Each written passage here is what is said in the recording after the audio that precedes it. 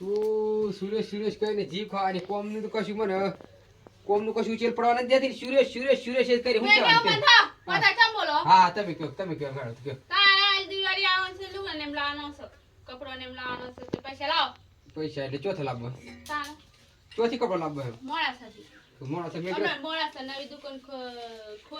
હા વાત સાચી પણ એમ કેવું ને હમણાં તું તહેવાર કરીને લોકો ઉપરાટી પડ્યો હોય કે ભાવ વધારે લેતા એટલે આપણે આ દિવાળી ઉલાઈ જાય એટલે ઉલટામાં સસ્તા ભાવ વસ્તુ મળી જાય દિવાળી પર પણ હમણાં પૈસા ને શું કરવાનું